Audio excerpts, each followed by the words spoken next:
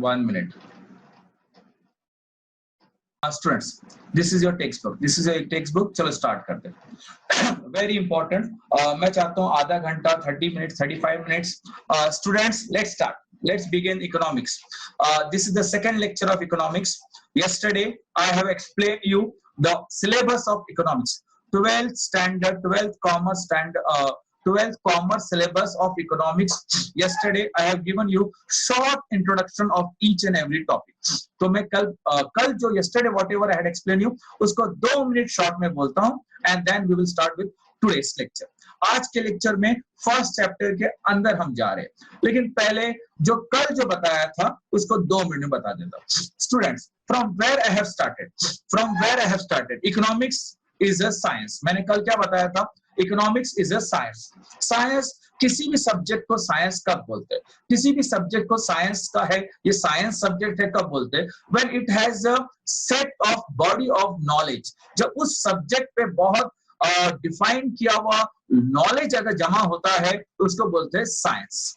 ठीक है, तो economics is a science. Economics science तो कौन सा साइंस है? Natural science, physical science, social science. It is a social science. Why it is called as social science? Because it deals with society. It studies the social behaviour. लोगों का behaviour को study किया जाता है, लोगों के problem को समझा जाता है और लोगों के प्रॉब्लम्स पे सॉल्यूशन लाया जाता है. लेकिन लोगों का कौन सा बिहेवियर? सोसाइटी का which behaviour we study in economics. Economics is a subject which studies a social behaviour. अगर मैं ऐसा बोलूं तो वन वर्ड इज मिसिंग, उसमें एक वर्ड मैंने मिस किया. अब मैं पूरा बोलता हूं. Economics is a subject which studies economic behaviour of society. ठीक है, तो इकोनॉमिक्स एक ऐसा सब्जेक्ट है जो लोगों का इकोनॉमिक बिहेवियर को स्टडी करता है. क्लियर? इकोनॉमिक बिहेवियर मतलब पैसों से रिलेटेड. व्हाट इज इकोनॉमिक में बताया था कल, और एक डेफिनेशन बताया था कि our wants are unlimited. How human behaves, how society behaves to meet its unlimited want with scarce resources. जो जरिया है, जो मीन्स है, बहुत कम होता है, स्कैर्स होता है. कैसे वो उसका इस्तेमाल करता है अपने अनलिमिटेड जरूरतों को क्या करने के लिए?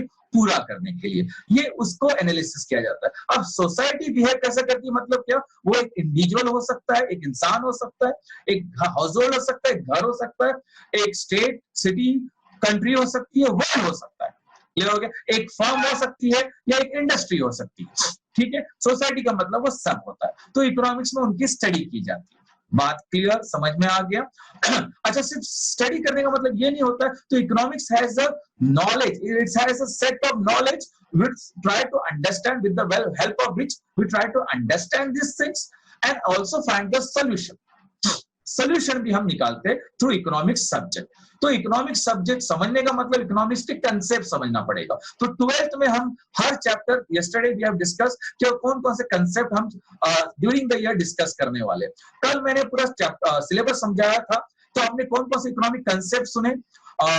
Micro economics, macro economics, demand, elasticity of demand, supply, utility, public finance. Clear हो गया आपको? तो फॉरेन ट्रेड, ये सब चैप्टर्स आपके 12th में है. अब इकोनॉमिक्स सब्जेक्ट है तो उसकी स्टडी के 2 तरीके हैं. 2 मेथड्स. अभी कैपिटल भी तो देखा ना आपने, अकाउंट्स में यू हैव सीन, जैसे पार्टनर्स कैपिटल 2 तरह से होता है, फिक्स कैपिटल और फ्लक्चुएटिंग कैपिटल. उसी तरह से इकोनॉमिक स्टडी भी, एनालिसिस भी 2 तरीके से होती है. इकोनॉमिक्स की एनालिसिस भी 2 तरह की होती है. माइक्रो इकोनॉमिक एनालिसिस करोगे या मैक्रो करोगे. तो ये चैप्टर जो है ये आपको सिखा रहा है, जो अवेलेबल 2 है, micro analysis and macro analysis of economics. तो इकोनॉमिक्स 2 तरीके से एनालिसिस किया जाता है. Now we are starting the first chapter. अब ये पहला पेज कंप्लीट करते हैं. मैं हर दिन कुछ ना कुछ पार्ट समझाऊंगा आपको, उसमें आपको बताऊंगा उसमें कौन सा पार्ट आपको आपके रजिस्टर में लिखना है. तो let me explain this first and I will tell you at the end of the lecture what you have to write in your economics register at the end of the lecture. अभी देखो, introduction to micro economics और macro economics. हम ये क्या है समझ रहे हैं.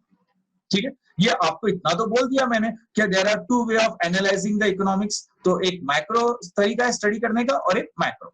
अब उसको पूरा डिटेल में ये चैप्टर में हम कवर करते हैं. वेरी इंटरेस्टिंग, बहुत कुछ मैं बताऊंगा.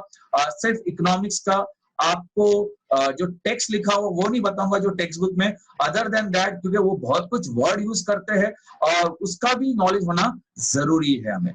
तो I will try to cover those things also which is not written in the book in detail, they only use one word, but उसके बैकग्राउंड में बहुत कुछ होता है, वो भी बताने की कोशिश करूंगा। इकोनॉमिक्स फेवरेट सब्जेक्ट है, इकोनॉमिक्स आपका भी फेवरेट होना चाहिए। Okay, let's see, let's recall, you have already studied in class 11 the meaning definition of economics given by different economists, और लास्ट ईयर आपने 11 में देखा था, प्रीवियस ईयर, इकोनॉमिक्स क्या है, और बहुत लोगों के आपने डेफिनेशन भी पहले ही चैप्टर में रीड किए थे। I hope you still remember दोस्त। फादर ऑफ द इकोनॉमिक्स कौन है, क्लासिकल इकोनॉमिक्स कौन है, नियो क्लासिकल इकोनॉमिक्स में कौन कौन आते हैं, ये पहले ही चैप्टर में आपने उन सबको उनके definition, how they have defined the economics, we have seen in the first chapter in previous year, that is in 11th commerce. Okay, तो वो तो वो बता रहे, let's recall, वो हो गया, ठीक है। तो मैंने Adam Smith, father of the economics, clear हो गया आपको, अल्फ्रेड मार्शल, ये सब हमने लास्ट ईयर रीड किया था। अगर आप चार्ट देखोगे तो देखो पूरे इंडस्ट्री बता रहे हैं, क्लियर हो गया आपको, ठीक। इंट्रोडक्शन, अब आते हैं इंट्रोडक्शन। मेरा टारगेट है कि ये पेज कंप्लीट करो आज, देखते हैं कितना टाइम मिलता है, लेकिन डिटेल में करना है, हर चीज डिटेल में समझना है, और जो लेक्चर हुआ है वो आपको पहुंचना चाहिए। You should be able to answer at the end of the lecture. Okay, ठीक है। Introduction, micro economics and macro economics are the two main branches of modern economics. तो मॉडर्न इकोनॉमिक्स, जो आजकल जो इकोनॉमिक्स है, आजकल मतलब फिर भी नियरली 50-60 ईयर्स, 70 ईयर्स, या कह सकते हैं 100 ईयर्स, मॉडर्न इकोनॉमिक्स का मतलब होता है। तो लास्ट 100 ईयर्स में उसको मॉडर्न इकोनॉमिक्स कहते हैं। तो उसमें दो इकोनॉमिक्स को दो तरीके से किया जाता है, स्टडी किया जाता है, माइक्रो इकोनॉमिक्स करके या माइक्रो इकोनॉमिक्स एक अलग सब्जेक्ट होता है, उसमें चीजें अलग होते हैं, उसके कंसेप्ट्स अलग होते हैं, और मैक्रो के भी कंसेप्ट्स अंदर अलग होते हैं। Okay, to cover the subject. तो दो ब्रांचेस हैं इकोनॉमिक्स में, आजकल मॉडर्न इकोनॉमिक्स में दो ब्रांचेस है, micro and macro. The term micro, जहां तक सवाल है, MICRO, माइक्रोस्कोप, माइक्रोस्कोप मतलब बहुत बारीकी से देखा जाता है, बहुत छोटे छोटे चीजें देखे जाते हैं। Micro, the term micro is derived from the Greek word. अब देखो, हर बहुत कुछ बताने लायक है, आप सिर्फ लेने की कैपेसिटी बढ़ाओ, you increase your capacity to listen and to grab. Clear हो गया आपको? ग्रीक वर्ड की आप कई बार सुने, Greek word, Latin word, Greek word, Latin word आपने कई बार सुनाई है, क्योंकि इंग्लिश ये जो है ये पहले इस्तेमाल नहीं की जाती थी। देखा गया तो 500 ईयर्स या 1000 ईयर्स पहले इंग्लिश इस्तेमाल नहीं होते थे, ग्रीक लैंग्वेज इस्तेमाल करते थे यूरोप में खासकर।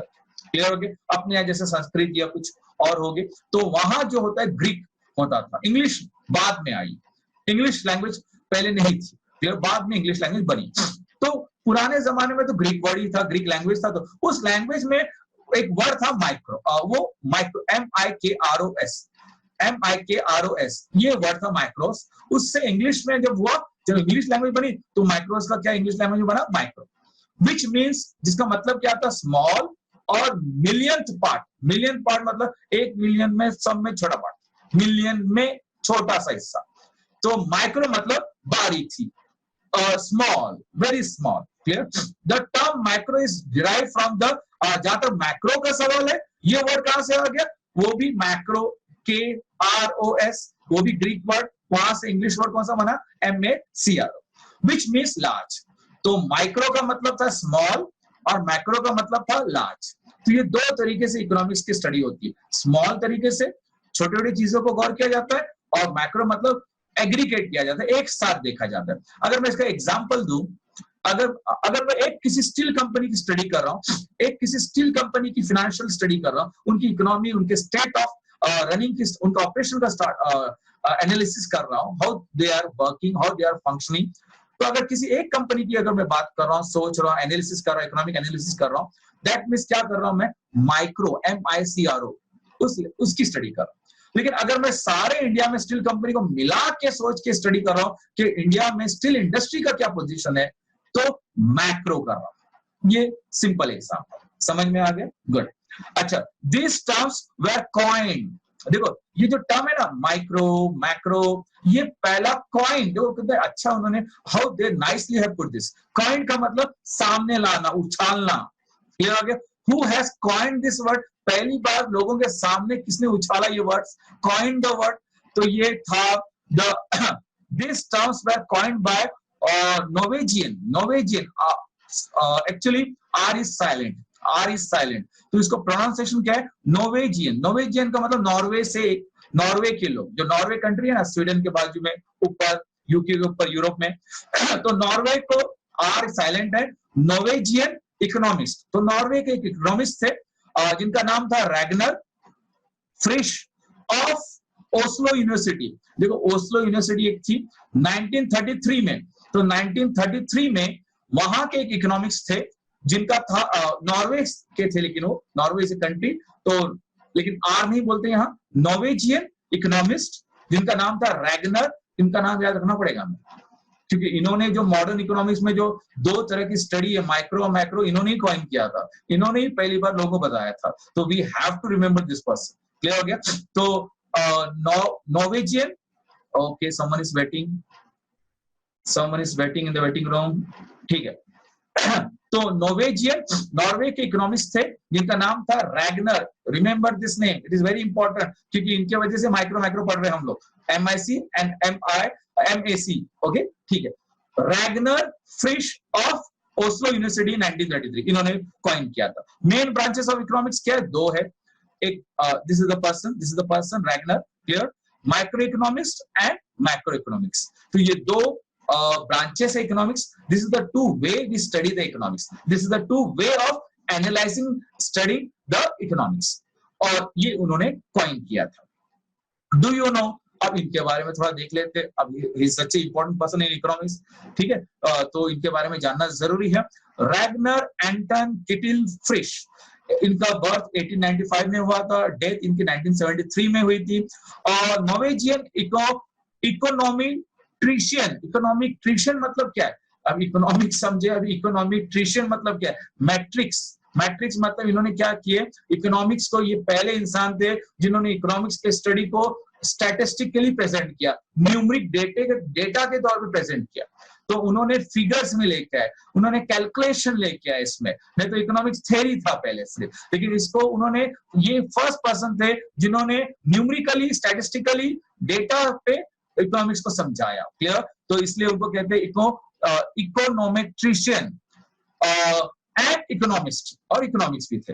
Was a joint winner. ये अकेले विनर नहीं थे, इनके साथ और एक विनर थे, Jan Tinbergen, of the first Nobel prize for economics. तो इंटरेस्टिंग बात क्या है? ये जो मिस्टर रैगनर है, रैगनर सर, क्लियर, ये जो है, ये इन्होंने ही कॉइन किया था माइक्रो मैक्रो इकोनॉमिक्स का कंसेप्ट. और ये पहले विनर है जॉइन, मतलब और एक थे उनके साथ. They are the first people who won Nobel prize in economics. ठीक है? इन द ईयर कब? 1969. ये सब जरूरी है हमें, ये सब हमारे लिए इंपॉर्टेंट है. He was a pioneer. Pioneer किसको बोलते हैं? जिन्होंने स्टार्ट किया, जिन्होंने शुरुआत की. He was a pioneer of econometrics. मतलब समझा रहे? The application of mathematical models and statistical technique to economic data and theories. जो इकोनॉमिक के थ्योरी थे, जो इकोनॉमिक का डेटा था, उसको न्यूमेरिक फॉर्म में प्रेजेंटेशन, स्टैटिस्टिक फॉर्म में, मैथमेटिकल मॉडल में उन्होंने पेश किया, presented. He was the Pioneer. पहले इन्होंने ही शुरुआत की थी न्यूमेरिक तरीके से, स्टैटिस्टिक तरीके से इकोनॉमिक डेटा को, थ्योरीज को समझाने के लिए. क्लियर हो गया आपको स्टूडेंट्स? ओके, तो यहां तक आपको लिखना है. मैं अभी कंटिन्यू करूंगा, लेकिन यहां तक आपका राइटिंग पार्ट है. आज का लेक्चर आपको यहां तक लिखना है, वॉट एवर फ्रॉम फर्स्ट. कहां से? आपके इकोनॉमिक रजिस्टर में यहां से स्टार्ट करोगे. First chapter, right the name of the first chapter, और बस यहां तक पहले पेज में इतना ही लिखना है. जितना मैं बता रहा हूं उतना ही आपका एग्जाम का मटेरियल रहेगा, उसी में से क्वेश्चन आंसर्स रहेंगे. बाकी चीजें नहीं लिखना, लेकिन we will explain, we will discuss. चलो आगे डिस्कस करते हैं. तो यहाँ तक खत्म हो गया.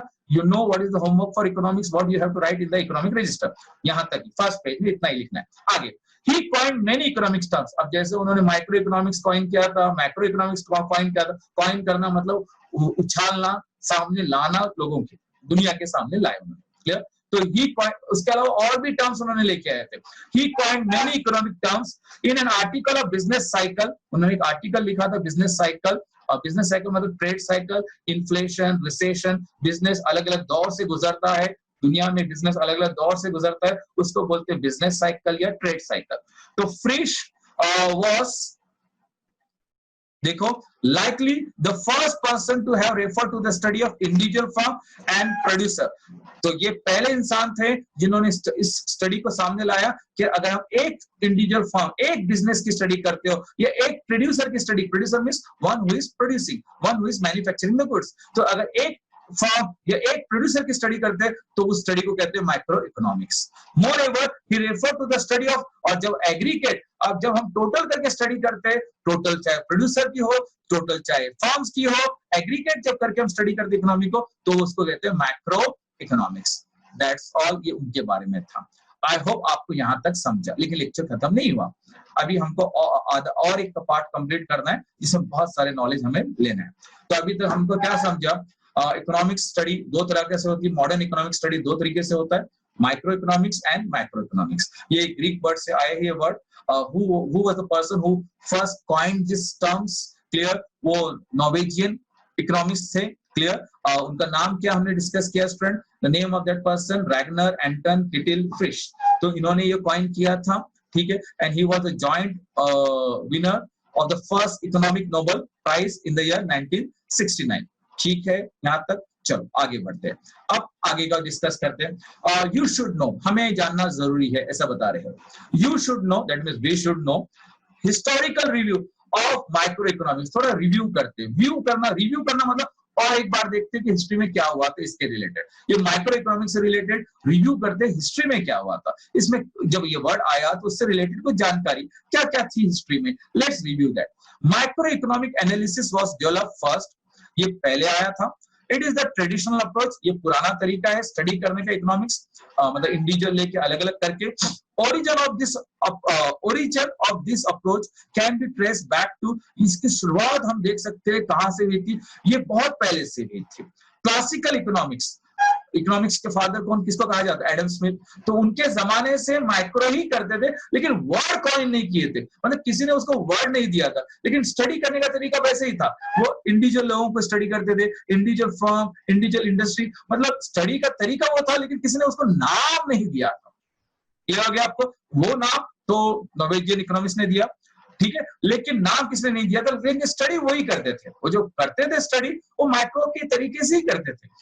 एडम स्मिथ, डेविड रिकार्डो, जेल मिल्स, ये जो क्लासिकल पुराने जमाने के इकोनॉमिक्स है, उनका कंसेप्ट, उनका अप्रोच माइक्रो ही था, लेकिन नाम नहीं दिए थे। Okay, it was popularized by, लेकिन उसको पॉपुलराइज किसने किया बाद में, उस तरीके को, by neo classical economics professor Alfred Marshall in his books principle of economics. तो ये तो आपने नाम सुना है, लास्ट ईयर 11 में हमने देखा था। In his book principal of economics published in 1890, ठीक है, 1890 में उन्होंने बुक लिखा था। तो माइक्रो इकोनॉमिक कंसेप्ट को उन्होंने बहुत डिटेल में या पॉपुलर किया था, लेकिन स्टिल नाम नहीं दिया था। तरीका वो था, लेकिन सिर्फ नाम एक आ गया लेबल बाद में कि माइक्रो कहते हैं इसको, ठीक है। लेकिन वो तरीका जो था उन्होंने ऑलरेडी अल्फ्रेड मार्शल ने पॉपुलर किया था, ठीक है। Other economics like professor Pigou, J R. Hicks, professor Samuelson, Mrs Joan Robinson etcetera have also contribute to the development of micro economics. बाद में ये बहुत सारे और प्रोफेसर ने माइक्रो इकोनॉमिक्स में अपने अपने न्यू थ्योरीज लाए, और इस सब्जेक्ट को, इस टाइप की स्टडी को उन्होंने, इस way of study of economics को, माइक्रो इकोनॉमिक्स को उन्होंने और पॉपुलर किया, and they have contributed in this. ये हो गया, हमने माइक्रो इकोनॉमिक्स के बारे में रीड किया। अब थोड़ा रिव्यू कर लेते हैं, ध्यान से सुनना, अभी बहुत कुछ बाकी है आज के लेक्चर में। Historical review of micro economics. अब जरा माइक्रो इकोनॉमिक्स की हिस्ट्री देखते हैं, कब आया, किसने पॉपुलर किया। Micro economics did exist in the past before the evolution of micro economics. अब ये तो बोल रहे माइक्रो इकोनॉमिक्स के पहले भी क्या था, माइक्रो था, लेकिन नाम किसने नहीं दिया था। ये करते थे, सोचते थे, स्टडी करते थे, उस तरीके से ही स्टडी करते थे, लेकिन किसी ने उनको क्लासिफाई नहीं किया था, एक नाम के अंदर नहीं लिया था। ओके, तो 16th century, 17th century followers of mercantilist मतलब जो मर्चेंट्स थे, ठीक है, of a group of English merchants advocated policies to the government which were based on, उन्होंने कुछ पॉलिसीज गवर्नमेंट को बताए, वो मैक्रो की तरह ही था। वो जो उन्होंने पॉलिसीज गवर्नमेंट को सजेस्ट किया, ठीक है, वो मैक्रो की तरह ही था, ठीक, लेकिन नाम मैक्रो नहीं था। लेकिन बहुत पहले की बात है, इवन माइक्रो के पहले मैक्रो एग्जिस्टेंस में था। In the 18th century, Socrates, French thinker, फिजियोक्रेट्स किसको बोलते हैं मैं बताता हूँ. फ्रेंच थिंकर 18th सेंचुरी में फिजियोक्रेट्स थे कुछ लोग. फिजियोक्रेट्स किसको बोलते हैं मालूम है क्या? 18th सेंचुरी में फ्रेंच के इकोनॉमिक्स कुछ लोग थे. फिजियोक्रेट मैं समझा रहा हूँ, ये वर्ड समझा रहा हूँ, फिजियोक्रेट, ये सब चीजें समझना जरूरी है. तो फिजियोक्रेट्स किसको कहते हैं? ये कुछ लोगों को कहते हैं जो 18th सेंचुरी में फ्रेंच में थे. वहां के थिंकर कहो या वहां के इकोनॉमिक्स कहो, लेकिन फिजियोक्रेट्स किसको बोलते हैं? फिजियोक्रेट वो लोग थे 18th सेंचुरी में फ्रेंच में, जो लोग कहते थे, उनका मानना था कि एग्रीकल्चर प्रोडक्ट्स की प्राइस सब में ज्यादा होना चाहिए. एग्रीकल्चर ही मेन सोर्स है. दुनिया में जितना भी वेल्थ बना हुआ है ना, वो एग्रीकल्चर से बनता है. तो एग्रीकल्चर से शुरू होता है, इसलिए सब में कीमत मार्केट में ज्यादा जिसकी होनी चाहिए वो एग्रीकल्चर की होनी चाहिए, एग्रीकल्चर प्रोडक्ट्स की होनी चाहिए. ये इस बात को प्रमोट करते थे, उसको कहते हैं, समझ में आ गया इस पर, फिजियोक्रेट्स. तो फिजियोक्रेट पता चल गया आपको ये वर्ड. फिजियोक्रेट किसको कहते हैं? ये उस जमाने में 18th सेंचुरी में कुछ ऐसे लोगों का मानना था, फ्रेंच इकोनॉमिक्स कुछ लोग थे जिनका उस समय ये मानना था कि दुनिया भर की जो वेल्थ है उसका सोर्स जो है, शुरुआत कहां से होती है, मेन किसके वजह से होता है? एग्रीकल्चर के प्रोडक्ट की वजह से सब लोग कमाते हैं, सब लोग वेल्थ बनाते हैं. इसीलिए दुनिया में मार्केट में एग्रीकल्चर की प्रोडक्ट की प्राइस सब में ज्यादा रखो. अब जैसे आप वेजिटेबल लेते हो, जैसे आप राइस, ये सब फूड ग्रेन वो लेते हो, तो इसकी कीमत सब में ज्यादा होना चाहिए, ये इन लोगों का मानना था. समझे? इसलिए इनको क्या करते हैं? फिजियोक्रेट्स. आई होप आपको फिजियोक्रेट समझ में आ गया. ठीक है. Try to analyze the concept of national income and wealth. Even the classical economics theory, classical जो इकोनॉमिक्स थ्योरी थी, एडम स्मिथ की, रिकार्डो की, जे.एस. मिल्स की, डिस्कस द डिटर्मिनेशन ऑफ, उन्होंने भी नेशनल इनकम की बात किए थे, उन्होंने भी वेल्थ की बात की है. अब नेशनल इनकम की बात करें मतलब किसी एक की इनकम की बात नहीं कर रहे, पूरे कंट्री की इनकम की बात करें, और पूरे कंट्री की इनकम की बात कर रहे, नेशनल इनकम की बात कर रहे. इसका मतलब ये कंसेप्ट कौन सा हो गया? मैक्रो का हो गया. तो मतलब क्या है, हर इकोनॉमिक्स ने माइक्रो भी स्टडी किया था, वो अपनी थ्योरीज माइक्रो में भी बोलते थे, मैक्रो में बोलते थे. लेकिन ये जो नॉर्वेजियन जो इकोनॉमिस्ट है रैगनर ने, इन्होंने क्या कर दिया, उसको बोला नहीं ऐसा मिक्स मत करो, अलग अलग करते, अलग अलग अच्छी तरह से स्टडी करते, माइक्रो एंड मैक्रो. लेकिन बाकी देखा गया तो एडम स्मिथ भी माइक्रो पे भी किए, माइक्रो पे, MIC पे, MAC, ये दोनों तरह के कंसेप्ट उन्होंने भी डिस्कस अपने इकोनॉमिक्स के थ्योरीज में किया था. Okay, but their macro analysis back was combined with वही मैक्रो नहीं था उनका, उसमें माइक्रो कंसेप्ट भी मिक्स किए थे. और रैगनर ने क्या किया, नहीं अच्छी तरह से स्टडी करने के लिए इसके दो पीसेस करते, micro analysis and macro analysis. ऐसा रैगनर ने इसको बहुत पॉपुलराइज कर दिया. Thus, macro analysis ruled the world of economics till the great depression. Okay, अब ये बात कुछ बड़ी बात आ रही है. दस माइक्रो एनालिसिस स्टडी बहुत ज्यादा पॉपुलर था क्योंकि माइक्रो हर एक में था, हर कोई माइक्रो की बात करता था, उसी तरह से स्टडी, उसी तरह के कंसेप्ट, उसी तरह की थ्योरी सामने लाता था इकोनॉमिक्स में वो समझाने के लिए. तो ग्रेट डिप्रेशन तक वर्ल्ड ऑफ इकोनॉमिक्स में कौन रूल कर रहा था? माइक्रो एनालिसिस जो है बहुत ज्यादा पॉपुलर था पहले, टिल व्हेन ग्रेट डिप्रेशन. अब ये आपको इकोनॉमिक स्टूडेंट है तो आपको ये मालूम होना चाहिए. अब ग्रेट डिप्रेशन कब आया था? एक्चुअली 1929 को आया था, ये बता रहे 1930. और अच्छा, तो दुनिया में जैसे देखो ना अभी कोविड-19, अब ये जो कोविड-19 की वजह से भी डिप्रेशन आने के चांसेस है. डिप्रेशन मतलब हमारी डिप्रेशन की बात नहीं चल रही कि इंसान को डिप्रेशन आ गया, ये इकोनॉमिक डिप्रेशन की बात चल रही. इकोनॉमिक डिप्रेशन का मतलब मंदी, क्लियर हो गया आपको? तो ये ग्रेट डिप्रेशन पहले भी आया था, दुनिया भर में इसका असर हुआ था. कब हुआ था? 1930s बोल रहे, 30, 31, एक्चुअली 39 तक था. इट लास्टेड फॉर 10 years, ये 10 साल तक था. क्लियर? 1929 में अभी देखो वापस आ रहा है डिप्रेशन. आई होप ना आए, लेकिन सच को हम नजरअंदाज भी नहीं कर सकते. We can not run from the truth even though it is bitter.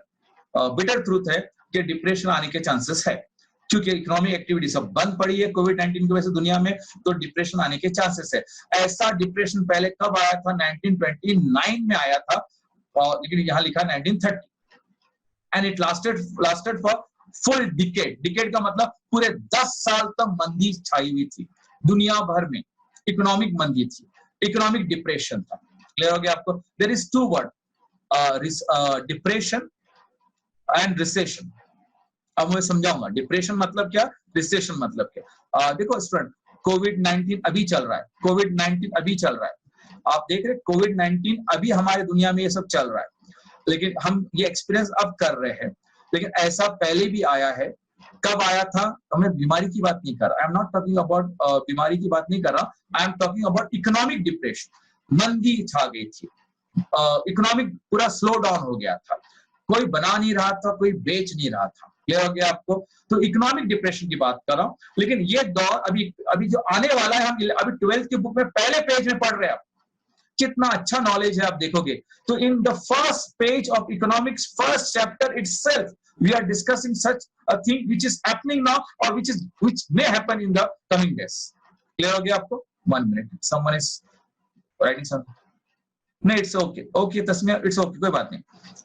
सब लोग ध्यान दो, वो डिस्कनेक्ट हो गए थे, वापस कनेक्ट होने से मुझे एडमिट करना पड़ा उनको क्लासरूम में, कोई बात नहीं। चलो स्टूडेंट ध्यान दीजिए।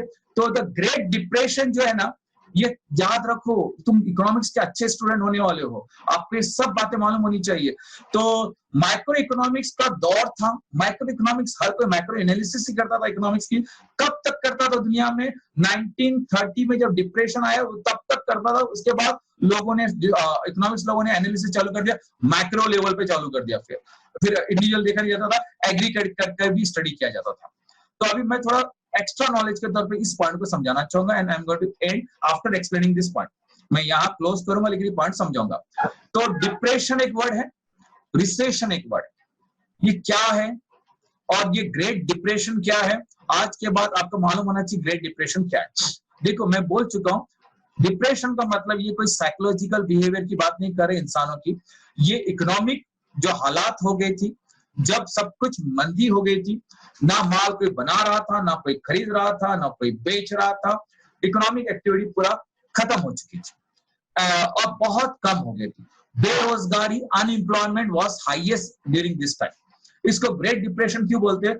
क्योंकि प्रोडक्शन खत्म हो गया था, सेल खत्म हो गया था, अनएम्प्लॉयमेंट पीक पे था, सब में ज्यादा पीक पे था। क्लियर?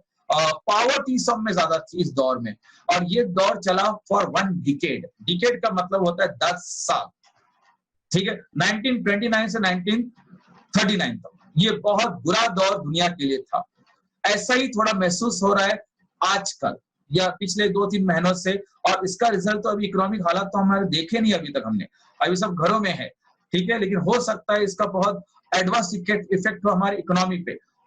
ना हो अच्छा है, लेकिन होने के चांसेस भी है, कुछ नहीं कर सकते। क्लियर हो गया आपको? ठीक है, तो उसको कहते हैं डिप्रेशन। डिप्रेशन, इकोनॉमिक डिप्रेशन का मतलब क्या होता है? जीडीपी कम हो जाती है। जीडीपी क्या है? अब जीडीपी सवाल आता है, व्हाट इज जीडीपी? जीडीपी का मतलब होता है ग्रॉस डोमेस्टिक प्रोडक्ट। ये आपको 12th में है, 11th में भी थोड़ा था, 12th में डिटेल में है, 12th में पूरा चैप्टर इस पे है, नेशनल इनकम पे। क्लियर हो गया आपको? जीडीपी, जीडीपी मतलब gross domestic product. Gross domestic product के 3 तरीके हैं फाइंड करने के पूरे कंट्री में। देखो मैं क्या बोल रहा हूँ, डिप्रेशन का मतलब जब जीडीपी गिर जाती है कंट्री में, जब जीडीपी नीचे आती है एंड इट लास्ट नीचे ही रहती है फॉर लॉन्गर पीरियड।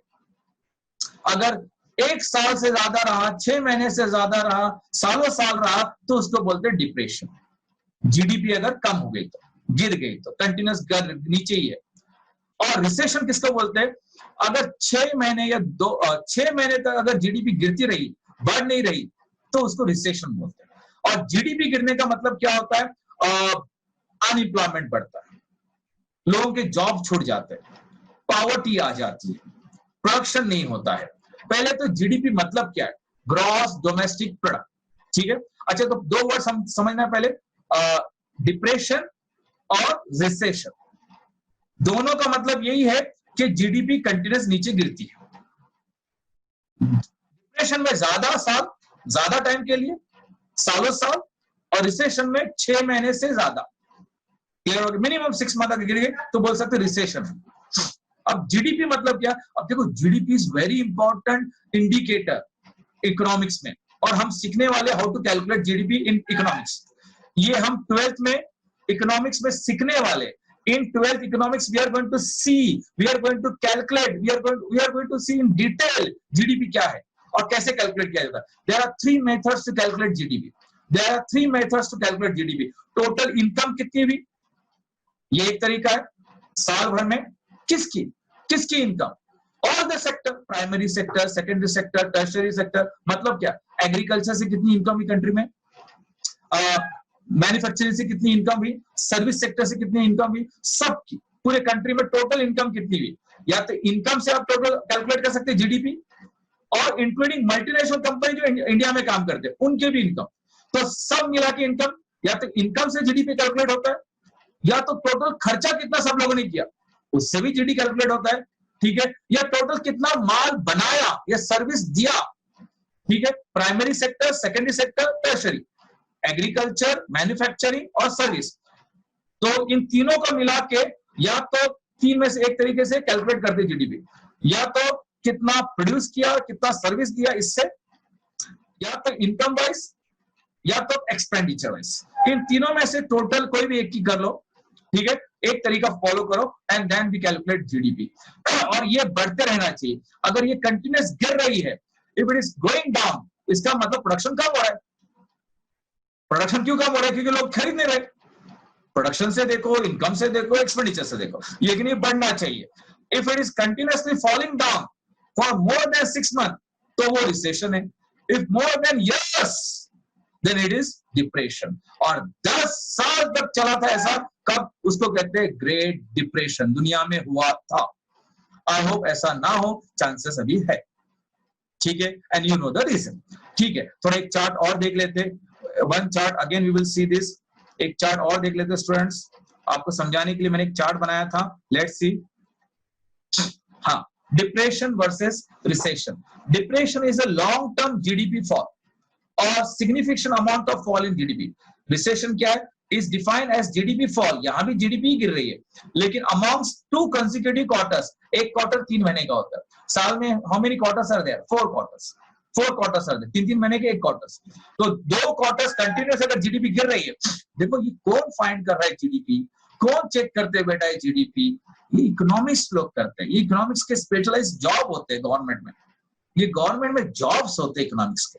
ठीक है, कॉमर्स जिस तरीके से सब लोग कर रहे हैं, ये गलत तरीके से कर रहे हैं. ये सब आपको मालूम होना चाहिए. When you are studying, 11th में ही मालूम होना चाहिए, 12th में ही मालूम होना चाहिए. अभी आपके अटेंडेंस देखो कितने हैं, कितनी अच्छी बातें चल रही है, और स्टूडेंट्स कितने कम. क्लियर हो गया आपको. ठीक है, ये सब मिस कर रहे हैं आप लोग. और कैसे पढ़ेंगे, किसी तरह साल में पढ़ के पास होके निकल जाएगा, कुछ मालूम ही नहीं रहेगा क्या जीडीपी है क्या है. ठीक है, अब आया है ना डिप्रेशन, आपके बुक में आया है. अरे if it is coming in on the first page, you should no what is great depression. तो हमने पहले ग्रेट डिप्रेशन वर्ड पढ़ लिया टेक्स्ट बुक में फर्स्ट पेज पे, तो हमको जानना जरूरी था what is great depression. Depression फिर क्या, किसको बोलते हैं, जीडीपी गिरने को डिप्रेशन बोलते हैं. तो जीडीपी, अब जीडीपी गिरने को रिसेशन भी बोलते हैं, जीडीपी कम होने पर रिसेशन भी बोलते हैं. तो what is the difference between depression and recession, ये भी जानना था. फिर जीडीपी है क्या, ये भी जानना था. फिर जीडीपी कैलकुलेट कैसे होती है, ये भी जानना था. बहुत अच्छी बात है कि 12th में एक डेडिकेटेड चैप्टर है, पूरा जीडीपी समझना है, लेकिन बात तो पहले पेज में की है, तो मुझे थोड़ा बहुत तो बताना ही पड़ेगा. जब बात करोगे तो तभी तो बात होगी. ठीक है, ओके. तो ये अगर 2 महीना मतलब 2 क्वार्टर अगर जीडीपी गिरती है, मतलब 6 महीने कंटिन्यूअस, तो उसको बोलते हैं रिसेशन है. ठीक है, और अगर साल गिरती है, सालों साल गिर रही है, तो उसको बोलते हैं डिप्रेशन है. डिप्रेशन हमेशा नहीं होता, does not happen frequently. Last time कब हुआ था, 1929 में, 1930s में हुआ था. अब चांसेस थोड़ा 2020 में दिख रहे हैं. Clear, which is not good. Clear, depression क्योंकि लंबा चलता है. ठीक है, it last for longer time. जहां तक इसका सवाल है रिसेशन का, ये ज्यादा नहीं चलता, ये और होता रहता है. ये ऊपर नीचे, कभी कभी बिजनेस 1 साल 6 महीने, कभी कभी रिसेशन आ जाता है. It is a part of business cycle. मंदी आती है, फिर ऊपर आता है. ठीक है, इन्फ्लेशन होता है. इन्फ्लेशन मतलब चीजों की कीमत बढ़ जाती है. डिफ्लेशन मतलब चीजों की कीमत गिरती है. मंदी में चीजों की कीमत गिरती है. अच्छा जब दौर होता है तो चीजों की कीमत बढ़ती है, इन्फ्लेशन होता है. डिफ्लेशन मतलब गिरना. तुमको तो पता है, क्रूड ऑयल नेगेटिव प्राइस हो गया, 0 पे मिल रहा है पेट्रोल. हमको नहीं मिल रहा है, लेकिन इंटरनेशनल रेट 0 पे आ गया क्रूड ऑयल का. ठीक, तो ये सब चीजें इकोनॉमिक्स में सीखना है, समझना है. अच्छे स्टूडेंट्स रहे, अच्छी तरह रोज आए, तो ये सब बातें सुन के हमारी पर्सनैलिटी फिर कॉमर्स की बनती है।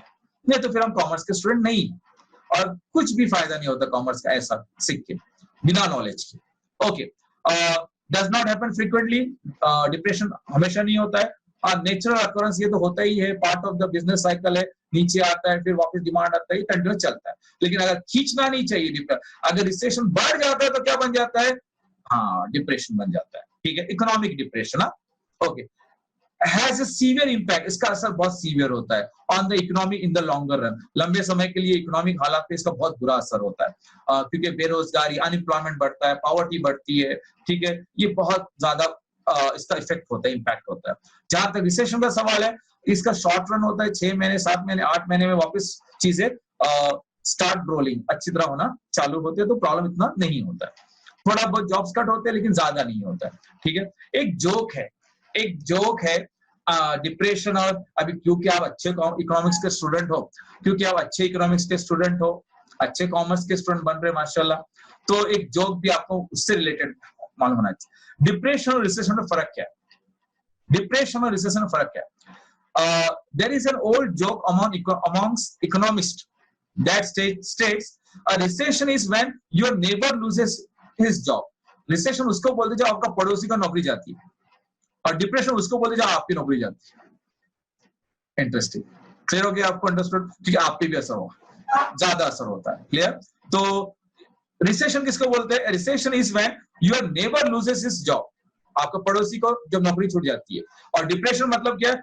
When you lose your job, the difference between the two is not very well understood. अच्छा ठीक है, बाकी तो मैंने समझा दिया, जो बता दिया और पूरा डिटेल भी समझा दिया। तो इंटरेस्टिंग बात ये है, जीडीपी ये हम पढ़ने वाले हैं, कैसे कैलकुलेट करते हैं आने वाले चैप्टर में, बट ये था मेरा आज का lecture. This was my first page of economics. आपको पता है इकोनॉमिक्स में what you have to write, you must be having, आपके पास पीडीएफ होगा, बुक कीपिंग का भी पीडीएफ होना चाहिए आपके पास, सॉफ्ट कॉपी होना चाहिए, और इकोनॉमिक्स का भी। नहीं है तो प्लीज राइट मी व्हाट्सएप में, मैं आपको भेजता हूँ। क्लियर हो गया आपको? मैं आपको भेजूंगा। तो आपको बताया मैंने अकाउंट्स में कल क्या रेडी करके रखना है, और इकोनॉमिक्स में आपको क्या रेडी करके रखना है। एक पोल मुझे लिखने दो, and let me see how many of you understood today's economic lecture. O sorry, मैं रीलॉन्च कर रहा हूं। Yes, how many of you have understood economics today's lecture, first lecture? Good, very good.